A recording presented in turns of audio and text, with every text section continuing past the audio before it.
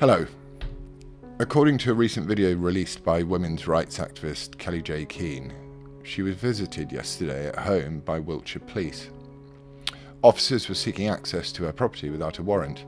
They implied Kelly J. had been reported for a criminal offence, but could not specify whether she was being questioned for committing a hate crime or whether she was suspected of a non-crime crime, the embarrassingly named non-crime hate incident. Kelly J. asked for clarification, i.e. was she being apprehended for a suspected criminal activity or for a non-criminal incident? No clarification was forthcoming. So, what is the issue? Asked Kelly J. You have been untoward about paedophiles on YouTube, came the cryptic reply. Denied access to the house, the officers barged into Kelly Jane's adjacent office without her permission and asked her adolescent daughter to identify herself. The child was scared and clammed up. This is the most recent of many complaints concerning rogue police officers choosing to apprehend private citizens without any coherent explanation and without following any of the procedures expected of the police when apprehending potential criminal suspects under the Police and Criminal Evidence Act 1984.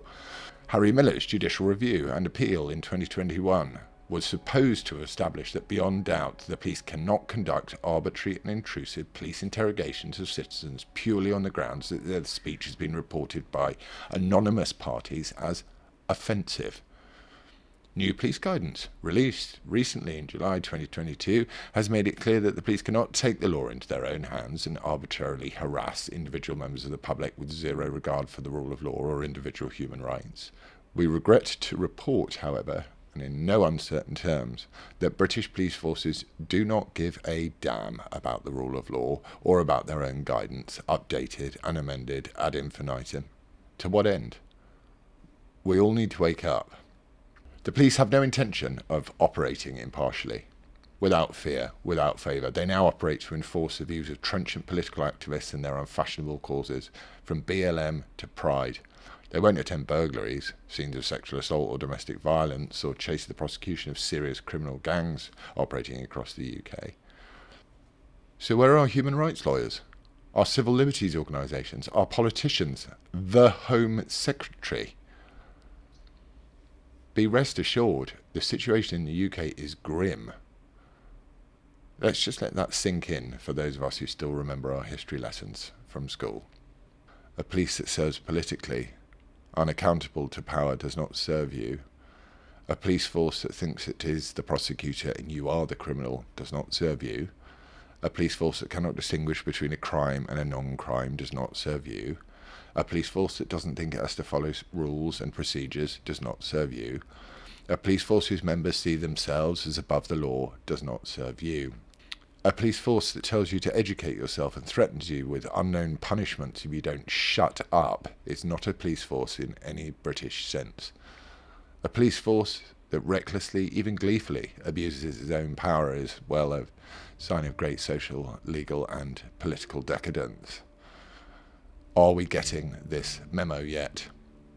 In his judgment in the High Court in Miller, Mr. Justice Knowles said that this country has never had a Stasi, a Gestapo or a Checker. Mr. Justice Knowles unfortunately had it wrong. In this country, in the 21st century Britain, there exists a Stasi, a Gestapo and a Checker, and they are watching you.